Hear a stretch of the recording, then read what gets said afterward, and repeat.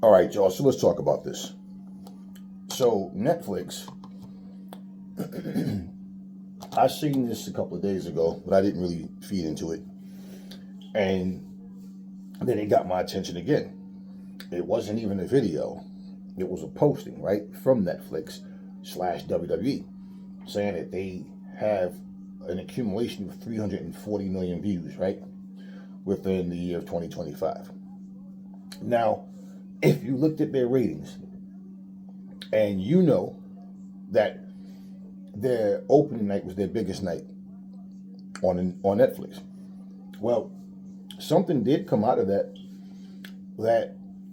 basically showed that they are like habitual liars. So, in this statement saying 340 million views, now they're not talking about, of course, viewership. They're talking about views altogether, globally, and all of this other shit, right? Now, they claim Netflix alone, though. Let me explain some weird shit, though. In that fucking same article, it said their actual opening night, in their own article, opening night, Monday Night Raw, kicked off a 5.5.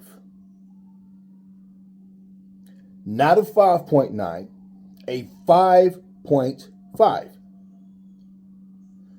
So, we're sitting here looking at 340 million, right? Now, 340 million, right? You got to times it by 52, right? Which will come to 6.5, which would be higher than the number that they started with. And we know that after night one, those numbers decreased considerably. And they were stuck they went down to a 3.8, 3.3. The number just kept going down. And it was stuck at that 3.3, 3 point whatever, right? Whatever, yeah, 3.3 or whatever. And even went down to a 2.8.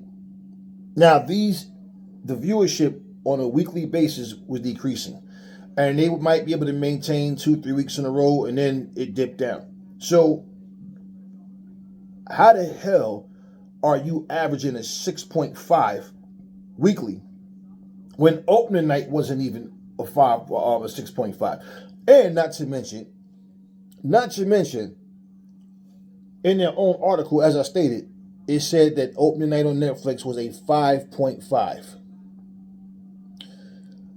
So where did the 5.9 come from the very beginning, right?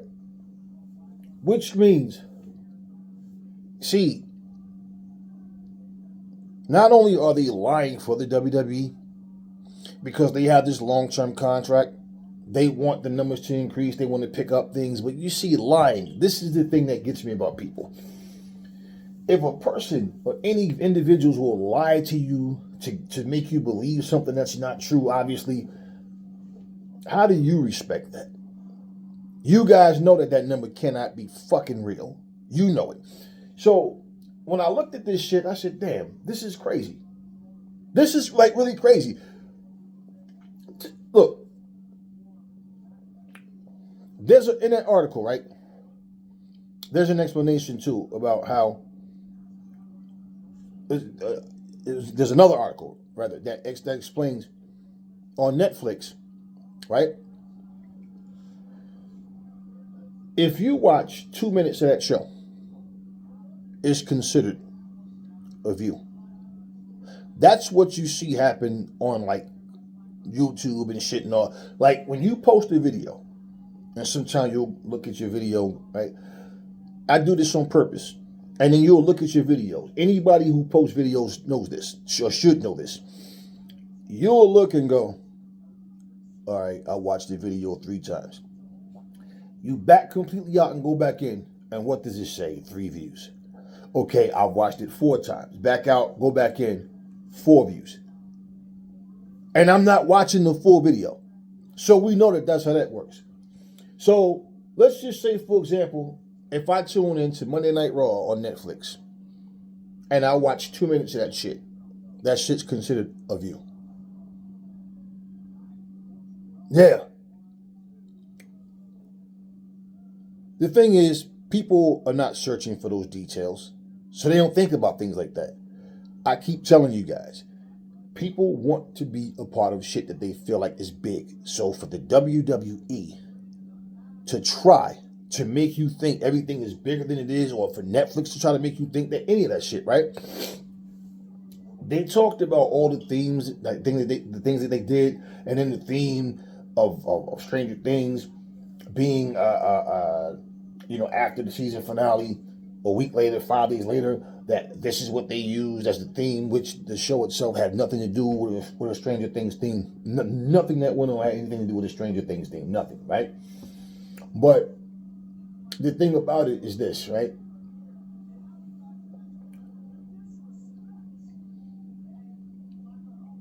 The WWE has always tried to make you guys think that they're not affected by anything. They're in control of anything. Vince McMahon had no choice but to admit the truth. He said he was scared that they were going to go out of business when Nitro was kicking their ass, right?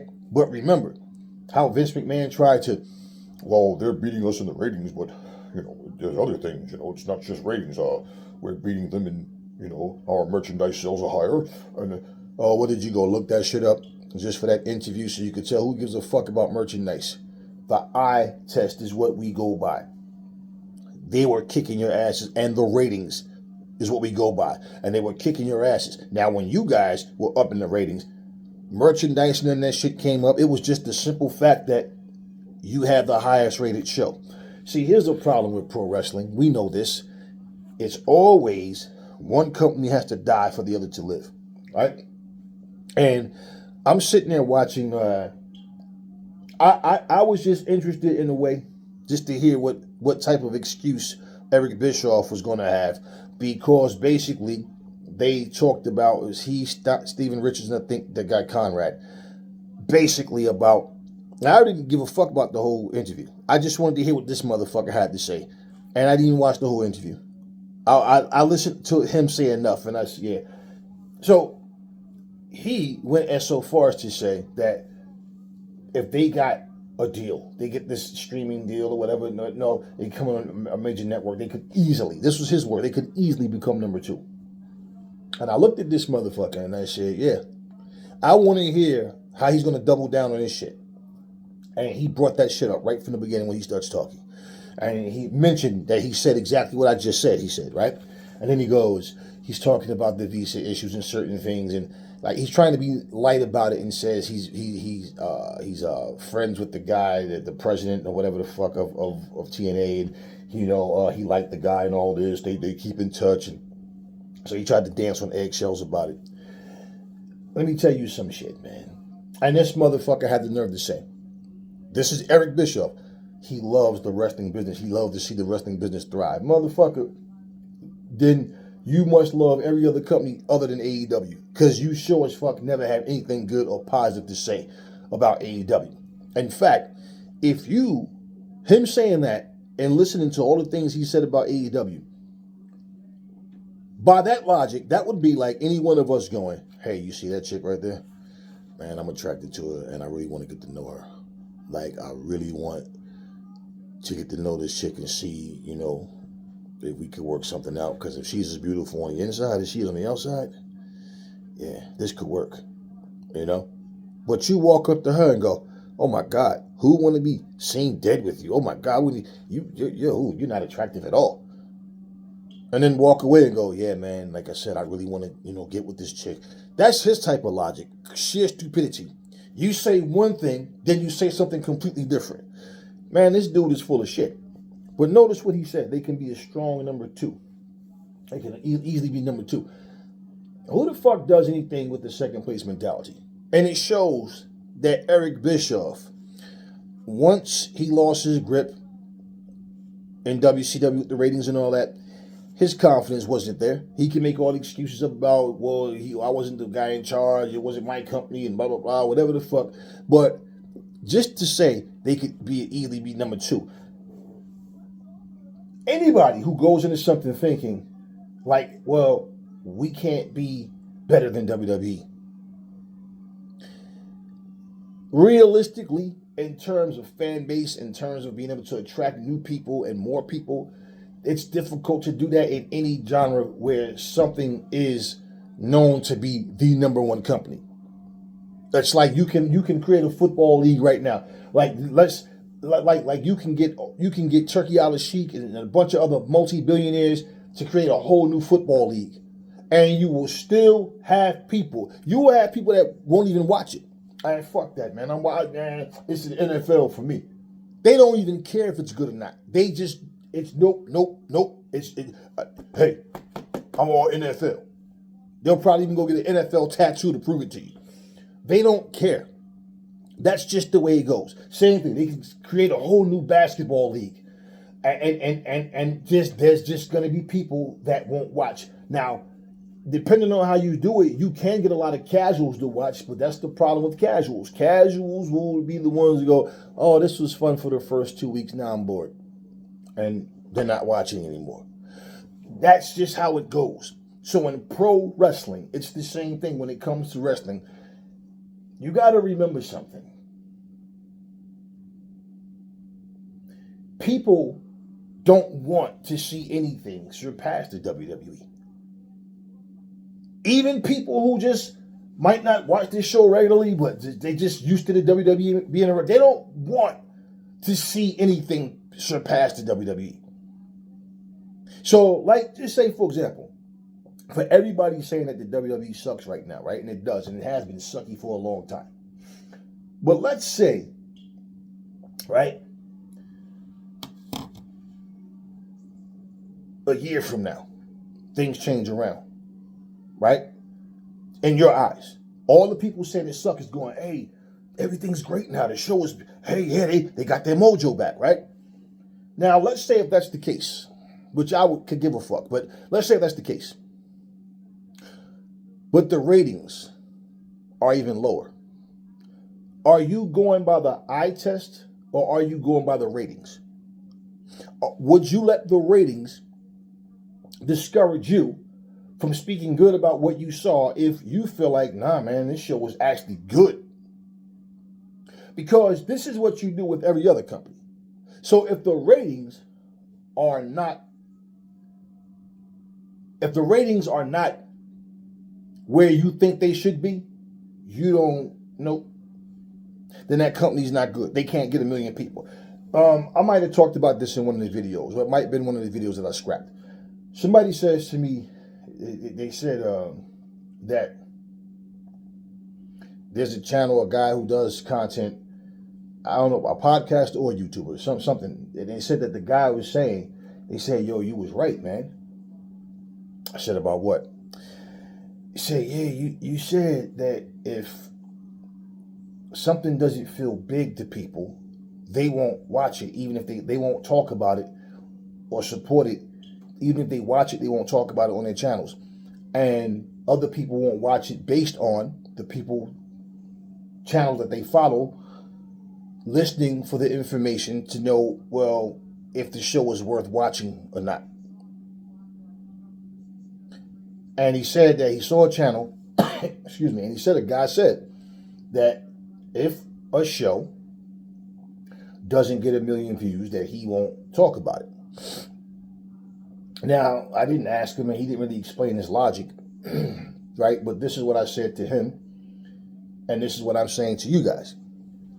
I'm not familiar with who he's talking about. He just said a guy, so I didn't ask who or try to find out or whatever.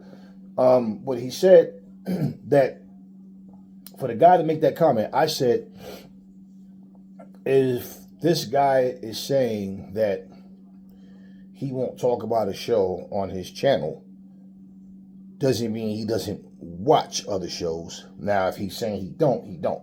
Okay, that's his business. But if he's saying he won't talk about an event if they do under 1 million views, that's his prerogative, but he is a part of the fucking problem as well. And I'll explain why. I said the reason, now let's look at logic and reason. This could be just me. I don't know. But let's look at logic and reason. Most of these people, if they say things like that, it's because You have the ignorant, immature haters that they just don't want to talk about nothing. Even if it did 20 million views, they just don't want anything to be better than WWE. That's just bottom line. Even if they enjoy something, they don't want to admit that they like something better than WWE. So what happens is this: they don't want to speak about certain things because they feel like, okay, if this show is not pulling 1 million views, they just seem to think that if they do videos about that company, that show, their numbers will probably drop from what they normally talk about. Okay, this is why I said these people are not wrestling fans. They are diehard WWE fans. They're bored. They're disappointed in WWE, and they just can't find enjoyment in anything else. And even if they say they do, well, why you don't talk about it? Because it doesn't pull in. It's ridiculous. But if you combine, like I said, TBS or TNT with their HBO Max audience, they're roughly doing about a 1.2, with estimated that they're pulling in like at least 500K viewers with HBO Max, and we don't know if that numbers went up or whatever. But then with the 600,000-700,000 that watch, even sometimes it might be 5 something, but whatever, or TNT or TBS. So they're roughly 1.1, 1.2. All right. Anyway, so when they say that, that's pretty much probably why. If they're trying to at least be that much reasonable, okay, so they just assume that people won't tune in. And the other side could also be because they know that there's a lot of haters out there that don't want to hear anything about anything being better than WWE, even though these people spend their entire show bashing the WWE. So here's why this is an issue. And this is what I mean about immaturity. You have a voice if you have a channel, okay, and people are tuning in to watch your videos. And I guess I don't know his numbers or whatever and all that, but the guy that said what he said to me said that, yeah, he has a pretty well-respected channel. So I don't know what his numbers are, but let me say this. When you got at least, I mean, if you can, like some people, like this one channel, I know, I see this one person, and he gets like 1,400 views per video. Okay?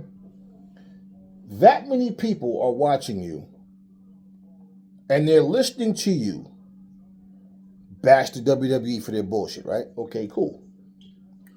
But they listen to you half-ass give credit to AEW. They listen to you not talk about no other company. But they depend on your feedback from what you've seen to determine if it's even worth watching AEW, if it's worth watching Raw or SmackDown or NXT, right? If it's worth watching anything.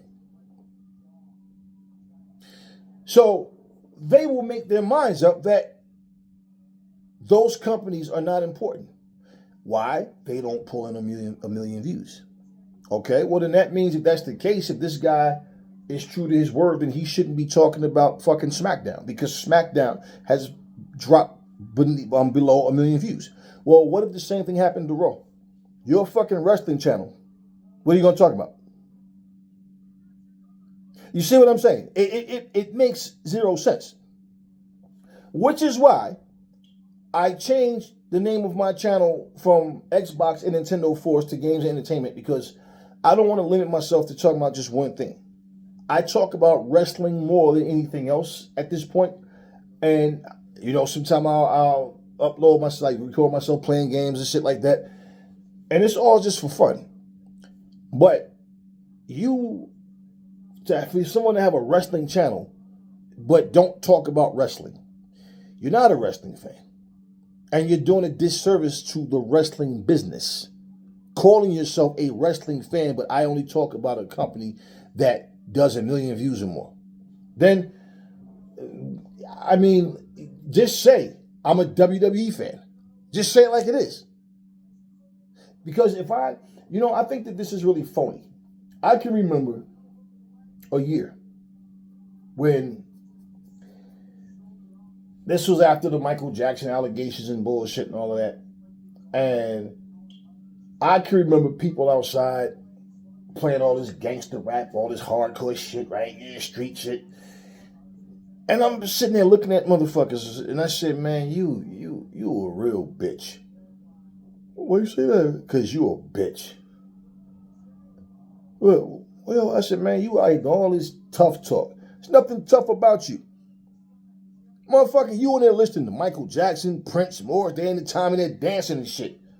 Now you get out here in front of them and try to act like you some street thug. Man, ain't nothing tough about you. Nothing. And people were looking like, oh, shit. Yeah, you got these motherfucking bums out here fooled. You soft. Not because you listen to Michael Jackson or Prince or Morris Day in the time, but because you have to pretend. Now you out here in front of everybody, it's about Jada Kiss and Benny Siegel and everybody, yeah, and how all this tough shit and street shit. But when they're not around, you in there jamming, listening to old fucking 80s music and shit. The fuck is wrong with you? Be your fucking self. Do you know how many times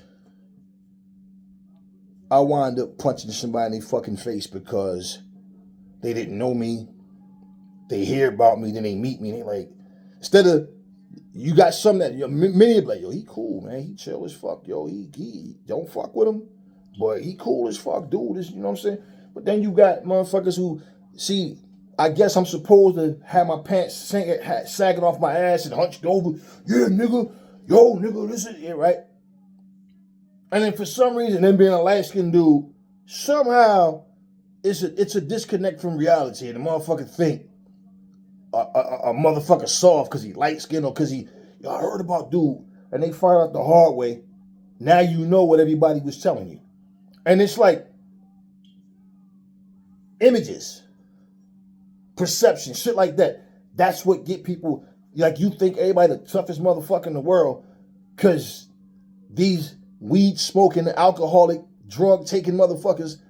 Pants sagging, smoked out motherfuckers walk around trying to act. Who ass you gonna beat? We're in the fucking gym. We working out. We benching. We boxing. We more time. We wrestling. Do you understand what motherfucker? We're athletes. We're fighters for real. Who ass you gonna beat? And I got a license for all my toys. So either way it goes, you understand what I'm saying? It's a lose-lose situation.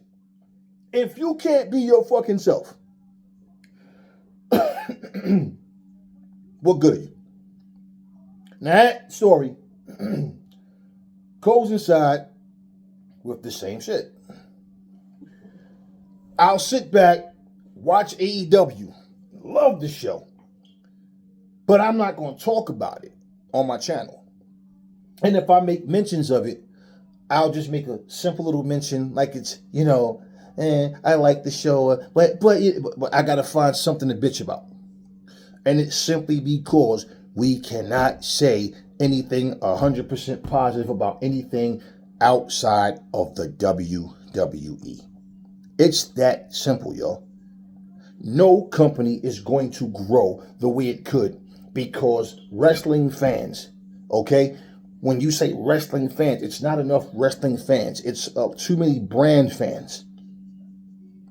You understand? Too many brand fans. So everybody, for some stupid reason, that thinks somehow JCW or the NWA or TNA is just going to start pulling millions of views. You guys are delusional, man. You are delusional. AEW is by far leaps and bounds ahead of all those other companies. And if they, are not getting 3 point something, how the fuck are these little tinker toy companies going to get that shit? And especially with these weak rosters that they have. Let me give you an example of something. I watched the episode of JCW the other day. And you don't have to be the smartest person in the world to understand this, but the most talked about segment on the very last show was somebody took a dump in somebody's bag. Okay? Now, I'm just saying, out of your whole show, that's the segment that people, and not even a lot of people, will talk about. And you know why? Because your thumbnail made it known. Somebody took a dump in her bag, and out of your whole show, that is what it came down to. You know, Vince McMahon was always doing some weirdo, creepy shit with his character, right? Vince Russo is like doing the same thing. He has a chick accusing him of sending pics of himself to her and trying to make sexual passes at her and all this kind of shit. And, you know, for the people that might find it entertaining, okay, let me just say, I can watch JCW and there's things that I do enjoy about the show, but that storyline doesn't get me. For the most part, there's nothing going on this show that's just blowing me away that I'm really looking at like, I can't wait to see it next week. But I watch it and I see the work that the show can use. It's more than just writing stories, man. Like I said, what's the first thing that you noticed about TNA on AMC? That cheesy fucking production. Now, if you notice, I saw highlights from Genesis. They had much better production for Genesis than they did for Impact. Now, if it's going to be a regular thing, but it just started at that pay-per-view, or maybe pay-per-views only they're going to go out with the production, whatever, I don't know. But I noticed that shit. That's one of the first things you notice. Okay? The format of the show is very sloppy. It's very amateur-like. I'm telling you, it's going to take more than just writing stories. Vince Russo keeps saying he's going to beat Raw because he knows that even if people are listening to him saying this dude is delusional or whatever, but he knows people are attracted to what they don't like. So as much as people don't want to believe him, they'll tune in to hear what he has to say just to prove him wrong. Do you understand what I'm saying? And in terms of watching the show, he doesn't have enough tools to work with. Now, in terms of writing a better show than Raw, anybody can write a better show than Raw. Raw sucks. He can write a better show than SmackDown. And in fact, you know, he could have narrowed it down and said, I'm going to beat the WWE. Motherfucker said Raw, like fucking NXT and SmackDown. That's even worse than Raw. Okay. But people are going to look and say, well, what the fuck is Lunacy's rating? You talking all of this shit about you're going to beat Raw and how their numbers are slipping. What is the numbers for Lunacy? Y'all got a YouTube show and a fucking Facebook show or whatever, and their other little personal website shit or whatever, right? But that's, you understand, people, this is how people operate. So they don't care if you agree with them, if you disagree with them, as long as you're tuning in and hear what they have to say. That's what that's about. That's why it's about creating chaos or whatever, right? These lies, I just can't respect it, man. That's why it's best to just not have people in full disclosure about behind the scenes things, because when you talk too much, then it's something you don't want to have to admit to or talk about because you're not where you want to be. Now you start lying and exaggerating. You know, Eric Bischoff also said something that was typical. It was so typical. He talked about how the show was a disappointment. But he also said something that I just knew if anybody would like it, he would. The show, the opener, I loved it. The show, the opener was absolutely... And I'm looking at this guy and I said, of course you would. Now let's look at what he loved. This is what I mean about his way of thinking. He's stuck in his... Eric Bischoff is outdated, just like all these other WWE guys. And this dude, and nobody wants to acknowledge this, you are blown away because AJ Styles opened the show. I don't give a shit about his affiliation at one point with TNA. This dude has been in the WWE for 13 fucking years. It's the same thing when Kurt Angle, I remember this dude was 8 years in TNA. And every time somebody would do a video about, uh, Kurt Angle, or they talking about wrestling, instead of just saying TNA star Kurt Angle, they would say former WWE wrestler Kurt Angle. This dude is the TNA World Heavyweight Champion, and you're referencing him as former WWE star instead of current TNA World Wrestling Champion, Kurt Angle. You're calling him former WWE star. What the fuck? So, no matter how long this dude ends up in TNA, you're still attaching him to WWE. And the same thing they did with fucking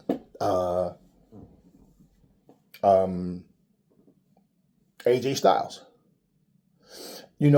Kurt Angle don't have to take bumps, but I look at TNA and I said before, if they're gonna use people for backstage, I don't know what type of experience Kurt Angle has with agent, being like an agent or whatever. I don't know if he's even interested. Maybe he just wants to stay away from wrestling. Who knows? I don't know.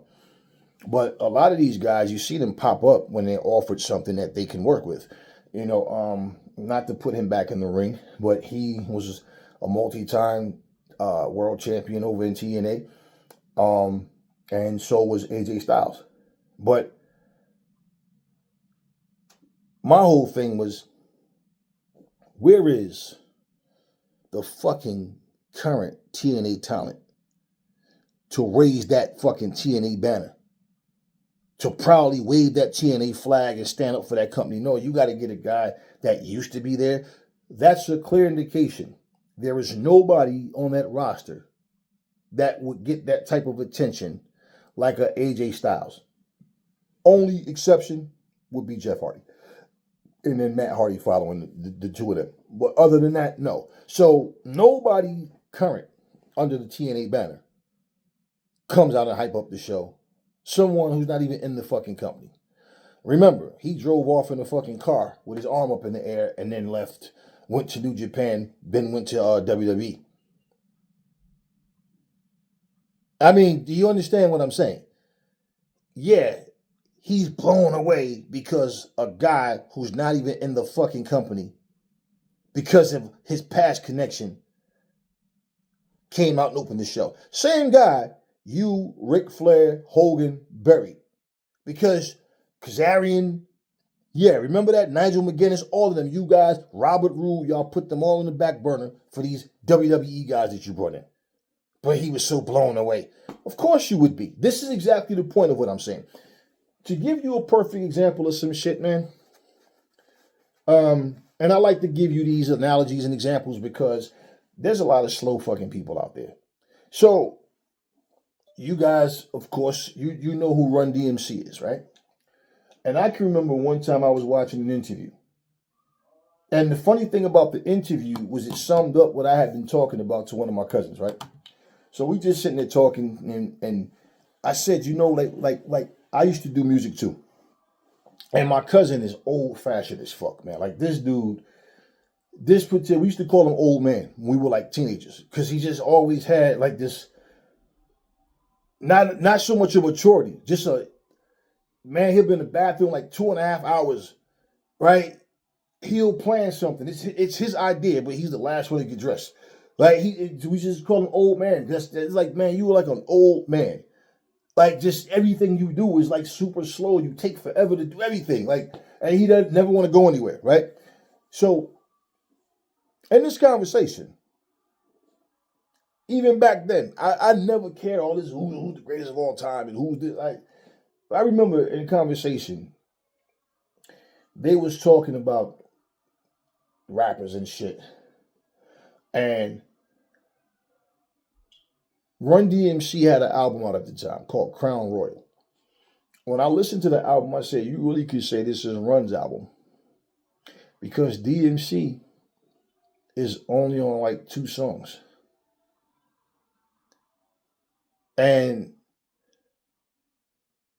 one song he's doing a hook, and one song he did a verse. Now, here's the problem. And he said, why you, I said, yeah. But not only that, listen to the creativity and listen to that album. DMC, even if you go back to Down with the Kings, I'm taking the tours, I'm wrecking the land, I keep it hardcore because it's dope, man. These are the roughest stuff it was I ever wrote down, right? Sound just like 1983. And this was in 1993. So 10 years later, he still sounds like back in the day. I said Run evolved. Run sounds different. He sounds like now, but he still got, he with skill. He not just, and back then you still had some dudes that could, but I'm saying if you didn't know and you just heard, you wouldn't think this was some rappers that came out in 83. This is what I'm saying. You would, and I said Run evolved. Like Run sounds good. He sounds great. DMC still sounds like DMC. Now DMC says in an interview, Run evolved. But my cousin is denying it. He's, no man, but that's the thing. That's what made him run DMC. I said, man, in any business that you're in, especially like entertainment, you have to understand how to stay afloat and how to survive through the changes of times. If you can't change with the times, you're going to fade out. DMC said some key things. DMC said, Run evolve. Now, this is years later. My cousin see this interview, and he called me and told me, damn, man, DMC said the same thing you actually said.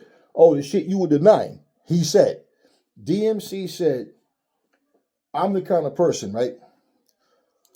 He said, I look at the formula that we started with. I look at what got us to where we were. So when I start writing, that's what I go back to. I believe him. But Run is saying, nah, D, we got to step our game up.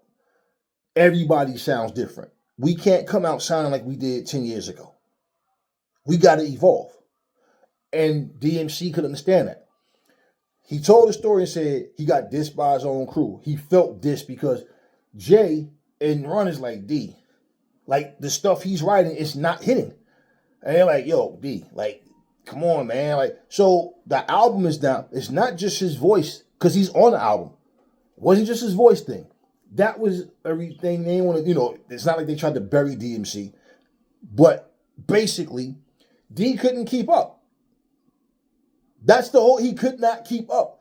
And then that song he made a song, I forgot the chick name. But when he found out he was adopted. And if you listen to him, he sounds even more old school 20 fucking years later than he did back in the day. Now, people that was listening to that Crown Royal album was like, yo, that motherfucker Run ain't no joke.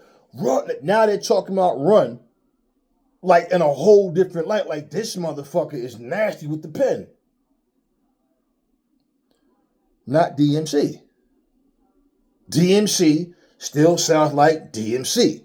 So even to say, Pete Rock was told me like, yo, man, I want that old DMC. Cool. And they probably knew that that's all he could deliver at the time. And that's my whole point. So you get to the point where you get stuck in your own head. Like, you can't think outside of anything that you already done. Okay, this is what I'm going to rap about. Milion said he'd beat Eminem in a battle and it'd be the easiest thing that he ever done. Y'all remember? Did y'all hear that shit that he made? And then he deleted it because it got clowned and laughed at and he didn't want nobody clowning him. So and then the motherfucker actually apologized. Now, my whole thing is, if you feel you're better than him or whoever, cool. I ain't mad at nobody for nothing. I'm going to tell somebody how to feel about their own self or whatever. My thing is, Mel sound just like he did back in the day. And then the motherfucker ended the song with, Raw. And I said, this motherfucker don't have any friends, because whoever sat there and listened to this shit and didn't tell this motherfucker, Mel, that shit is garbage. Don't put that shit out. Like, first off, you need to start listening to some hip hop and understand what's going on, because you sound like 19 something. You sound like rap before rap was even invented right now. You sound crazy. Okay? And he pulled the song and apologized. This song was trash. I didn't even like Eminem's song. I thought Eminem's version was garbage. But it was way better than that shit that Mel put out. So my point, if you are stuck in your own head and you can't evolve to, you know what, we're going to do this, but we're going to do it this way because we wanted to stand out. We wanted to, no, let's just go with the whole, hey, you got to bring somebody from up north. They always say that shit. You got to be somebody from WWE, even though he was there first. But it got to be this person, that person. So Eric Bischoff is showing you he's perfectly okay with the WWE roster pimping out TNA. The motherfucker didn't wrestle. All he did was came out. And here go the crazy part. Now tell me this makes sense to you. AJ Styles said, when he grabbed the microphone, I'm going to make this short and sweet because we got a lot of wrestling to do. How many matches did they give you?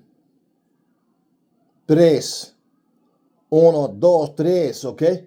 That's what the fuck you got. 3 matches. I'm going to keep it short and sweet because we got a lot of wrestling to do. And they gave you 3 matches. See how people could just say anything? And you motherfuckers, oh, yeah, and AJ. So what did he actually really do? Just came out and said a whole lot of nothing. Told everybody it starts with you. They don't have anybody on that roster that they had confident that could pump that crowd up and keep them pumped up. And that's what AJ was out there for. He's no longer in the company. Jeff Hardy could have did that. Jeff and Matt could have came out and did that. I mean, damn. I mean, no, just give AJ the spotlight. Like people outside of TNA that's in WWE get more respect and they have more juice in that company than that actual current roster. And that's real. So what did AJ do that blew Eric Bischoff away? See, this is what I'm saying. Typical thinking. This is why these old school motherfuckers don't understand AEW. Because Tony Khan is not in front of the camera, taking bumps, firing people, suspending people, having on-screen. He doesn't need to. He doesn't fucking need to. So to them, oh, but they don't have a GM. Okay, explain this to me. When we talk about a company being different, if everybody's going to go with this general manager shit, if everybody's going to have the same format, the same setup, then what separates any company from the other? And what's the purpose? Why would you want to see like 3 amigos? Why would you want to see triplets? I want to see companies different. They don't understand this shit because, and then their ego gets to them and their pride. Because here's what happens. For all of the guys that failed and never made it past 6 years, well, Tony Khan is doing that. And he's making it look, bam, yeah, we had a couple of hiccups, but we good. They don't want him to do it. Oh, this motherfucker think he's doing it better than us. He don't know more than, see, that's that bullshit. So now all of a sudden, here's AEW still here. And Eric Bischoff said TNA has always been able to change and add things and make the show better. Now, you mean to tell me you honestly feel like that about TNA, but you don't see any change and improvements and a better fucking show overall in AEW? This guy is so full of shit, man.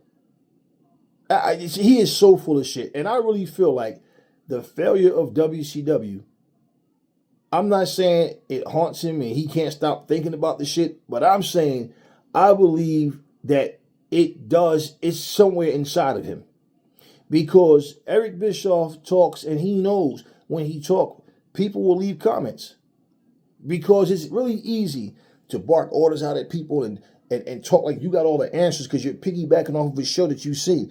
But I went and watched the episode of MLW. Eric Bischoff was given immunity to run the show. He was in charge of the script, the writing, everything, the setup, everything. Who talks about that show? A lot of people don't even know that shit happened. Go look it up. I think it was 2023. MLW. Eric Bischoff was in charge of everything. Nothing happened on that fucking show that you cared about. Nothing that stood out. It's like I said about JCW. There's no significant change in the show. Didn't say that they didn't start taking a different direction. Yeah, they keep putting themselves on the camera. That's about it. Every episode, you're going to see Vampiro. You're going to see Vince Russo sitting in that chair looking like he's too fucking weak to stand up because he's old as fuck. And fucking, Big Vito. Big Vito is 61 years old, 61, 62 years old. He just fucking wrestled the wrestler Cocaine. It was, it's like, goddamn, he was dominating the match. I'm like, this young dude is in here getting his ass kicked by this old. Big Vito was no big star, man. Ask anybody about Big Vito, what do they remember the most about him? That motherfucker wearing a dress. Okay, what did Big Vito do? Then they bring Madman Pondo. This dude is so old, man. He can't even take bumps. He can barely move. And I'm sitting there going, damn. Then they go sign PCO, another 50-something-year-old guy. And I'm watching this shit, and I'm saying, JCW, we want to see you guys grow, but the route that you guys are taking right now, and let's look at this. Let's look at this. Matt Cardona has signed with WWE. Just got pinned in NWA. He's the JCW champion, and he's wrestled no one. Which means more than likely is going to be a title change very soon. What was the purpose of Matt Cardona holding the belt anyway? He's not been on your show. He's not like he's done anything. So you are running the show 2-3 shows straight without a world champion. You understand what I'm saying? Now, this is under Vince Russo's watch. So, wishful thinking and reality can be two different things. And 10 times out of 10 they are. Because people have these wishes for things that feel so distant to them. There is nothing, absolutely nothing, that's going to happen in JCW or the NWA or TNA that all of a sudden people are tuning away from WWE. AEW has a certain core amount of fans that just tune in for the most part, and all of a sudden, where are all these fans coming from? Who are they? Do you hear anybody talking about TNA Genesis? Do you? Let's look at something that Eric Bischoff won't acknowledge. See, this is what I mean about hatred. When Rampage was gone, we didn't know what was going on. And the assumption that people had was all wrong. That Rampage numbers was low. No, Rampage numbers wasn't low. That wasn't the issue.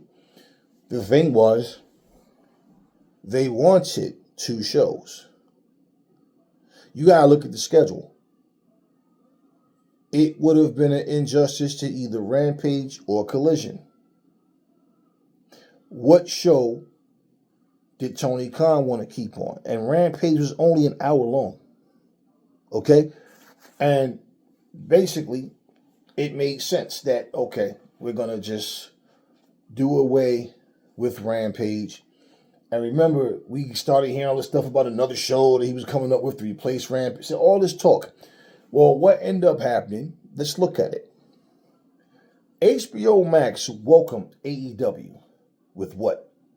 Dynamite and Collision. Pay-per-views on Prime Video and also now HBO Max. So everything, with the exception of Ring of Honor, everything that's AEW is on Max. So you can get everything all on one streaming service. One particular. Now, so that means if you have Prime, and the strategy in that too is this, because if you have Prime and you're interested in their pay-per-views, right? Well, for somebody that may not see the show during the week, well, do you have TBS and TNT?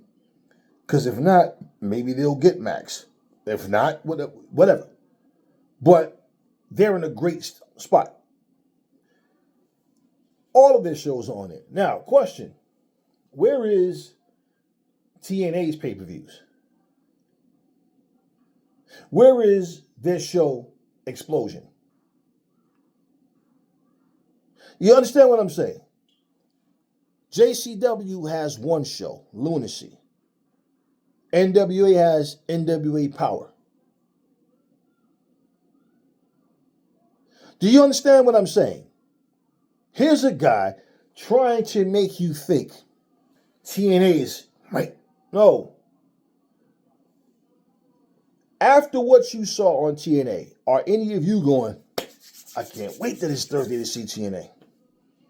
Because that debut on AMC, whoo! I don't think you guys are. I know I'm not.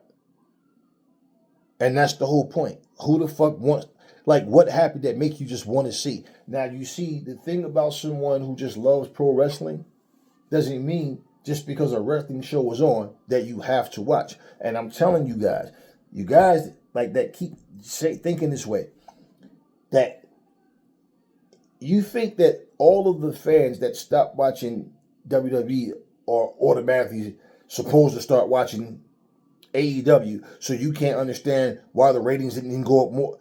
That's not how it works, man.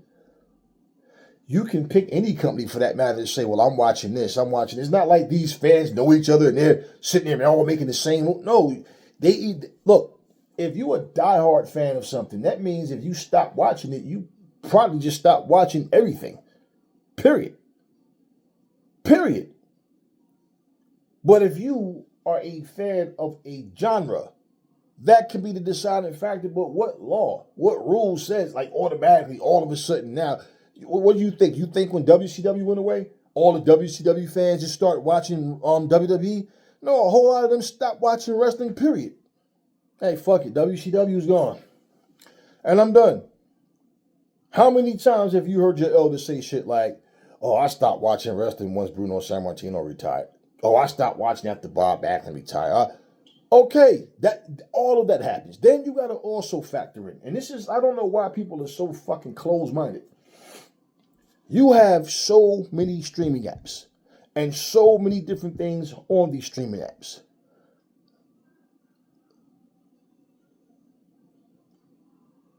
The fact that pro wrestling takes a back seat to the NBA, to the NFL, to the National Hockey League, to Major League Baseball, okay, and other shows that are big.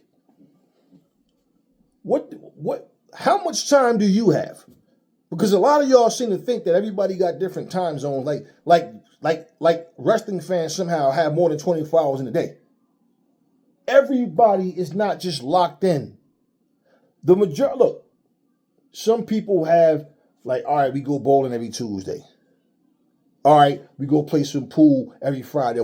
Right, so what you do is what you do. I'm certainly not giving AEW or no other company more of my time and investing more in what they're doing than me to my own self, right? And I love to watch great movies, and I love, to like, there's things I love to watch. I'm not a fucking couch potato, man. So all these movies you want to see, the games, the traveling back and forth, we have a fucking life. I can take my fucking phone and say, you know what? I don't have to miss Dynamite. I can put that shit up on my phone. And the fact that you can watch replays, there's no demand that I have to see it right away. You got to remember, people have far more access today to different things. And you want to know what happens? People are spoiled. People have so much to do, but they feel like, it's like, you ever go to your closet, you got a lot of clothes, and no matter how many clothes you got, you're standing indecisive on what you want to wear. But if you had a lot less, you're not that indecisive. It's, you just pick one of these 5 outfits. But you got a closet full of clothes. All the shoes and sneakers that you can fucking wear for a whole year or whatever, right? So all of these things people have access to. Everybody's not just locked into one particular thing. So the core number of people that's constantly watching every week, Those people are like, yo, it's AEW over everything. It's Raw over everything. It's SmackDown over everything. That's what those people are doing. But you gotta understand these things, man. It's like the show Stranger Things, right? It's the biggest show on Netflix, right? Okay then. Which means whatever else is on, the majority of the people are watching Stranger Things. So if a wrestling show is on the same night, and let's just say, for example, that people know I can watch a replay of both. Now, what do I want to watch the most? And whatever gets those people attention more is what they're going to go with. Everything now is a social thing. So everybody want to be able to go to work, go to school. Oh, you saw AEW last night? Oh, you saw Stranger Things last night? That's everything. So if it's not a social thing, people feel like, well, it's boring. Nobody's talking about it. So nobody wants to talk about something that they're not used to. You saw me on this channel. I introduced a lot of y'all. You saw the comments, right? To Shaolin versus Wu-Tang. 1 and 2. And they actually have a third one called Eastern Heroes, but it's only right now on computer. It's not on the consoles yet, if it's ever going to come on the consoles. And a lot of you guys had never even heard of the game. In the comment section, like, yo, what is this? Yo, I like this. Yo, what, right? What is this? All right. I'm not going to sit here and go, what is anybody playing? Okay, I'm going to play that, even though I think it's whack as fuck and I don't like it. I'm going to play it because that's what everybody else is playing. No, that's not what I do. I like to do things differently. But everybody's not like that. So now I see people on TikTok playing different games where some people get it. Like, nah, it's not about trying to do what everybody else do. Because when you're sitting there on TikTok and you swipe, and everybody's playing fucking, Mortal Kombat. Right? Everybody's playing the same exact games. GTA 5, still play the same games, playing Madden, playing 2K, wrestling to WWE 2K, whatever, like whatever everybody else is playing. When you go, okay, I got to do that too. Man, there's no guarantee that people are going to want to watch your channel just because. Because, I can see that anywhere else. That's where you got to look at, and you sitting there playing Shaolin versus Wu-Tang and somebody swiping and what's this? Is that Bruce Lee? Oh, wait, is that Jim Kelly? Oh, that's Chuck. Oh, what the fuck is this? Yo, what game is this? Yeah, this is what happens. Everybody is doing the same old shit, though. How many times can you sit and watch the same, everybody's playing the same game?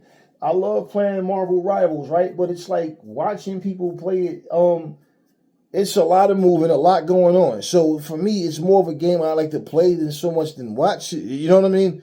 But at the end of the day, that's my point. Everybody's doing the same shit. Everybody's a fucking robot. Then all of a sudden, you motherfuckers are all sitting up here trying to, yo, hit that button, smash that button, man. Come on, man, tap that screen. Let's get the lights up, y'all. Let's get the lights up, y'all. Come on. Then here's a guy sitting over here. Dun, dun, dun, dun, dun, dun, dun, dun, dun, dun, dun. 700, 800 people watching the motherfucker sit and play Mario.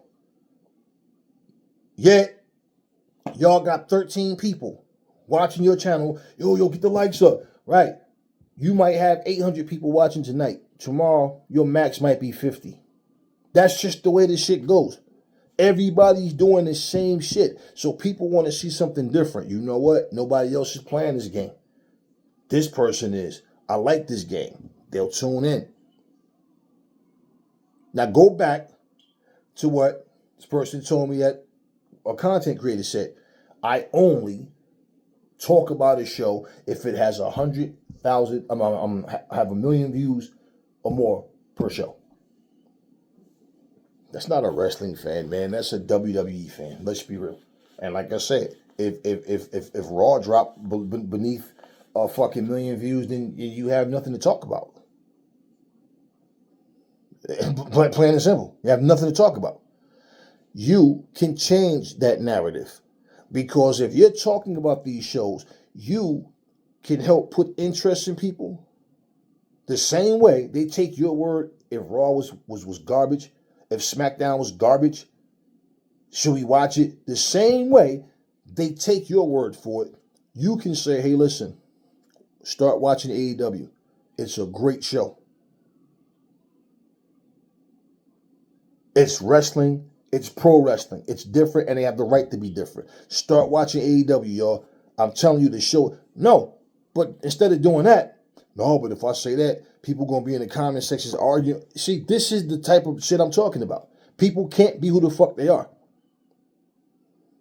I tell you, like, the NWA, and I mean this, the show just doesn't make sense.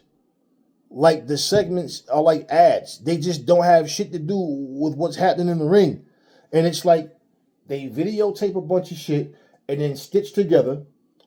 Okay, we're going to use this segment, this one, this match, and this match, and this match, and this match. And okay, that's what it feels like they do. The show just don't make sense. The matches, you have matches that are sometimes okay, whatever, but there's nothing going on NWA that's just blowing you out the water, man, and JCW either. And I noticed too on JCW's programming that they're advertising ads with Billy Corgan and the NWA. So they might start working together. They might start working together. Hell, either way, okay, I'm being honest about what I see with the show. But I'm not sitting here telling you guys, oh, the shit's garbage, don't watch it.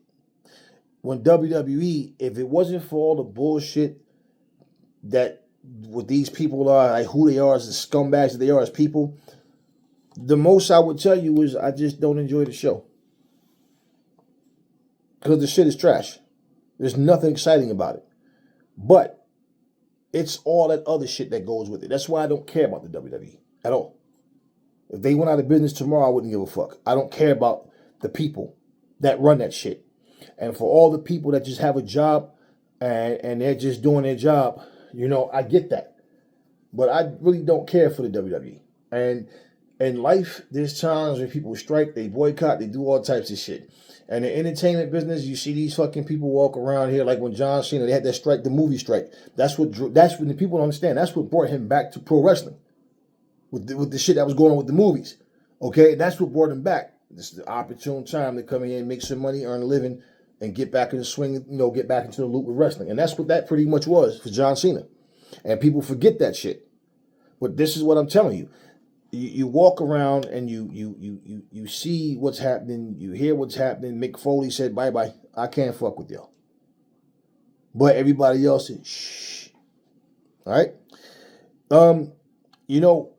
If you guys pay attention to the things I say, I said, now that Drew McIntyre has the belt, is he going to walk around, just do what Cody Rhodes do? Because that's what all the WWE champions are doing now.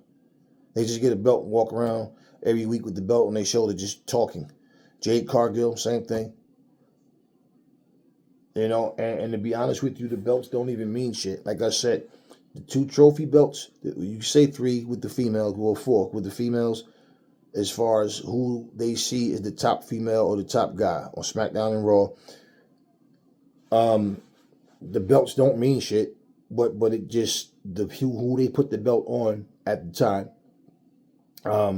Those are the only exceptions, like United States champion, Intercontinental champion, all them other belts or whatever the fuck don't mean shit. The tags don't mean nothing. Like even those world belts don't mean shit. But I'm saying they're not giving you that unless they really feel that you're going to add some value to the company. Do you understand what I'm saying? That's what that is. But the belts don't mean shit.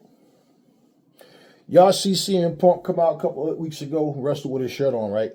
And we always knew when somebody do that shit right there, that's what happens when they get to an age and their bodies are so beat up and they can't get cut up and toned again, and they start wearing t-shirts over their shit. It becomes a part of their look because they know physically their bodies just don't look good anymore, right? And this is your world champion. See, all of these things, the the WWE seem to think that certain wrestlers are more popular than what they are. The wrestlers think they're more popular than what they are. And in a real sport, let's put it to you like this, okay? If I'm training a fighter and I'm gonna tell him, listen, you got money, right? And at this stage in your career, you don't need that motherfucker right there. You've proven yourself. You've done everything. Everybody has a certain era of time that they can stand out in. Right now, not to be on no Jake Paul shit, but there's other fighters in your age range. Let's take Alexander Usyk, for example, right? When he mentioned fighting Deontay Wilder, I said, I don't see the point. And I know what people are going to say. They're going to say, yeah, but he beat Tyson Fury twice, Anthony Joshua twice, Daniel Dubois twice. Now, if he beat Wilder, right, then he can say, hey, I get all of that. The thing is, Deontay Wilder has been washed up for a while. And even in Deontay Wilder's prime, he just wasn't that good. He was never technically sound. He was always a one-dimensional fighter, a one-trick pony with the right hand. And so I said, okay, I see what it is. And Usyk was never known for ducking anybody. And Usyk always come to fight. So you can't take nothing away from Usyk. He's 38 years old. Deontay Wilder's 39, I think, 38 or 39 or 40, whatever the fuck. But they're right in the same age group. So when you got a guy like Moses Atama, it's like, my thing was this. Fabio Wardley should be the guy fighting Usyk. Why? Because Joseph Parker, according to Joseph, that they were promised that he beat Fabio Wardley, he was next for Usyk. Well, if you were going to fight Usyk, if Usyk was going to fight Parker, why not fight the guy that just beat Parker? Well, I know what that is. Because Fabio Wardley isn't a draw.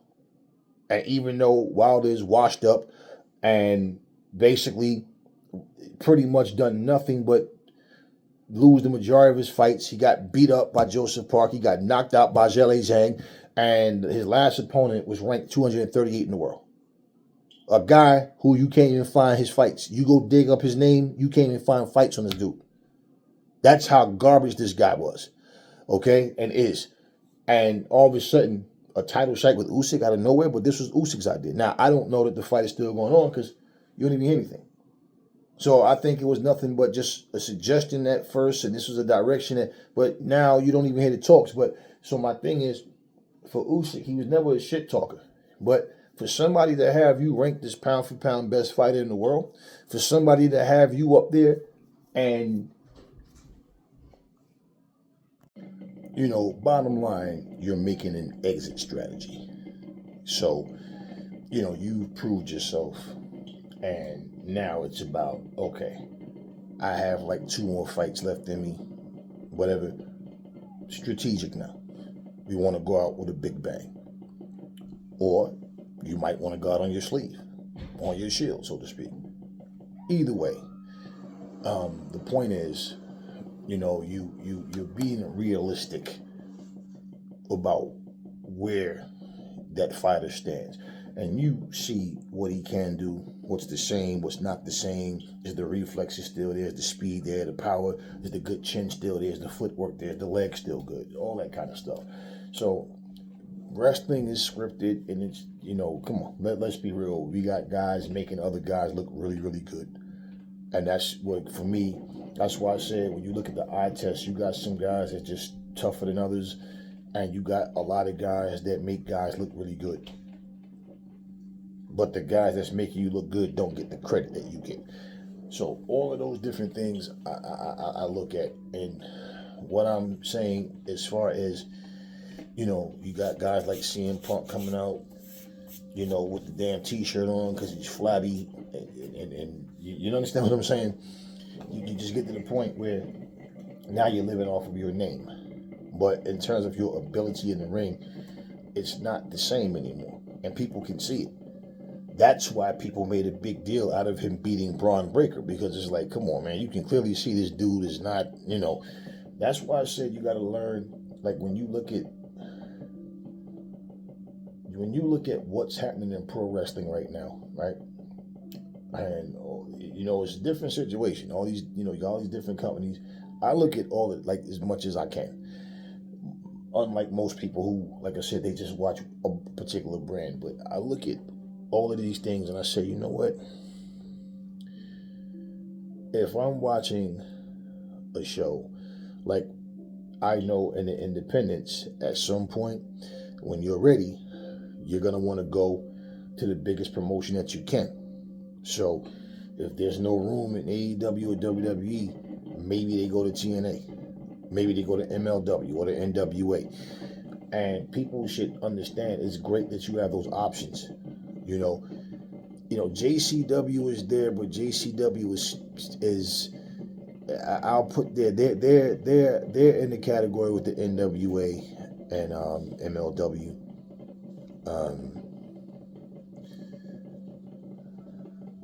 You really could say TNA as well. Yeah, because TNA just finally got a goddamn deal with AMC. So, but bottom line, my point, when I see people and I say, hey man, I would love to see this person in AEW because that's the promotion I like the most. If they don't go to that promotion, that's their prerogative. I'm not going to sit here and punch a hole in the wall because of what somebody else, the decision that somebody else made with their own life. It's their business. It's not that serious to me at all. But when I see that, my point is the fact that there are options, and especially an AEW option, because outside of the WWE and AEW, you're not going to get no really huge contract. And for people that don't understand that, TNA can't pay you that. JCW can't pay you that. MLW, NW, they can't pay you that. None of those other promotions can pay you that. But yeah, I mean,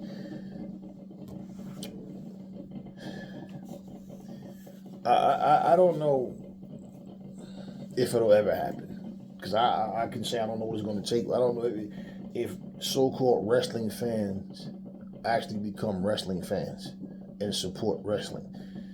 And when you don't support bullshit, racism, hatred, and all that shit, that's great.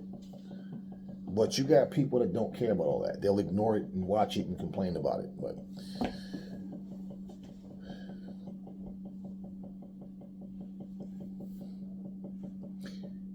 basically, Netflix got caught with their hand in the cookie jar, so to speak. And the things that I hear people say is just so weird, man. It's like how can you? It's like standing there with a cheeseburger in your hand and a donut in the other one and food all over your face going, I ain't eating nothing. Yeah. I guess we're supposed to go, oh, okay. Yeah. We're looking right at you, but this is what I'm saying, y'all.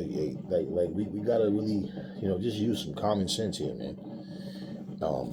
A company that's gonna lie to you, companies that's going to sit up here and bullshit and tell you things and feel like, you can't prove them wrong because we're telling you how this shit works and and you guys make everything about ratings.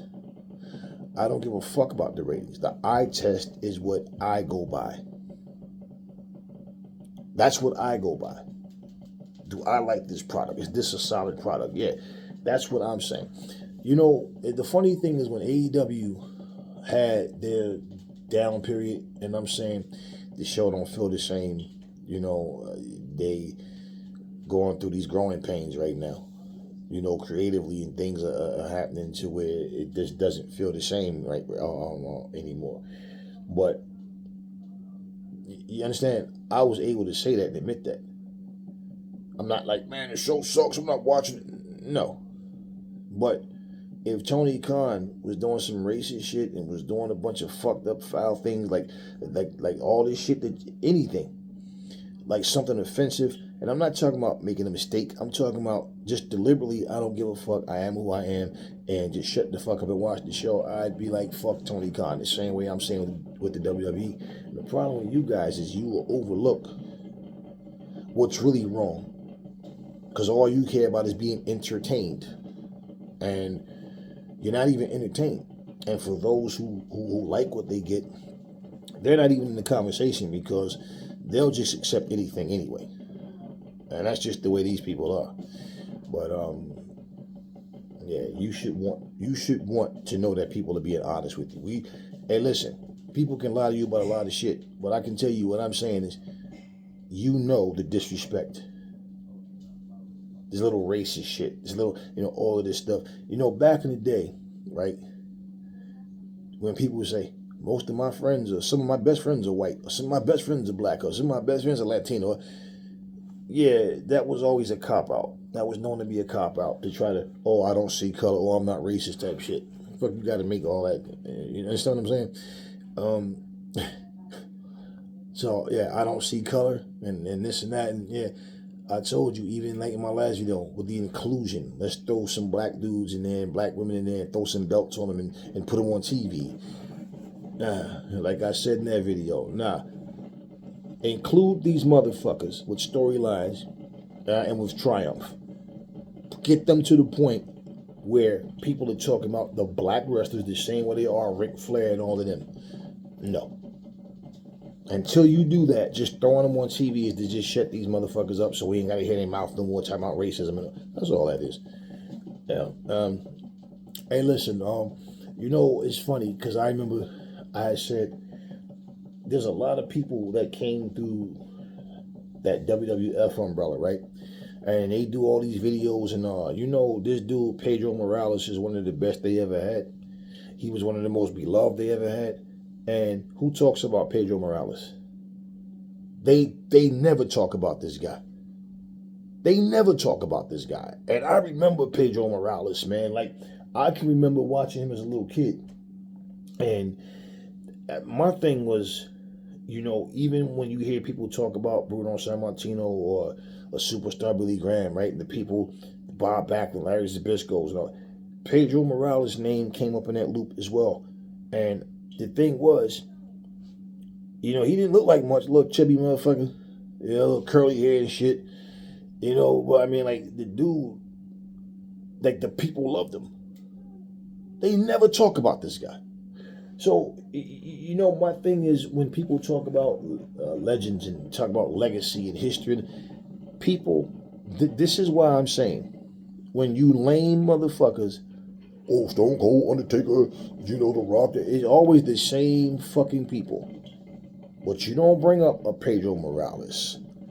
You don't bring up a Mil Mascaras. You understand? They don't bring these people up. They don't bring up a Bobo Brazil.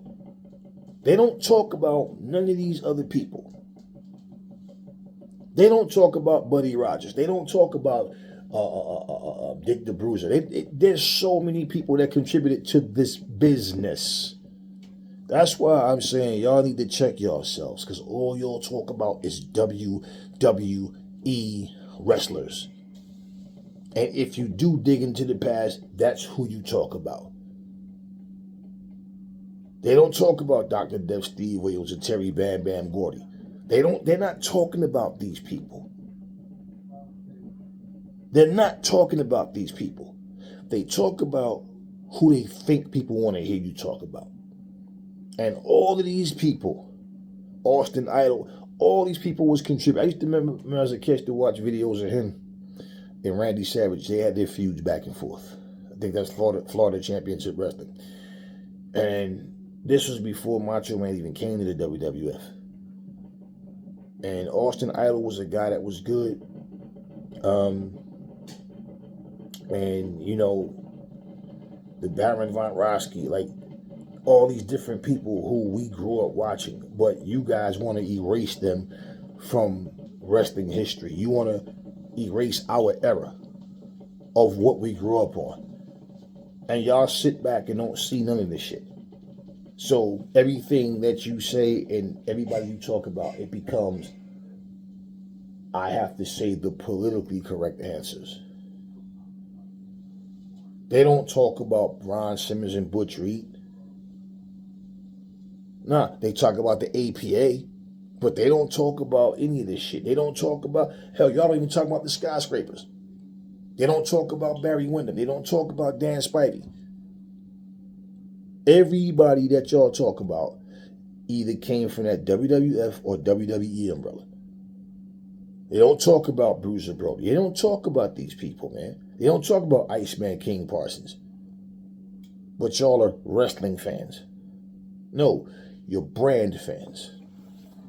And I'm going to remind you every fucking chance I get, you are brand fans. You're not wrestling fans. And that's why you guys will accept bullshit, but take a solid product and it's not good. Right, I know.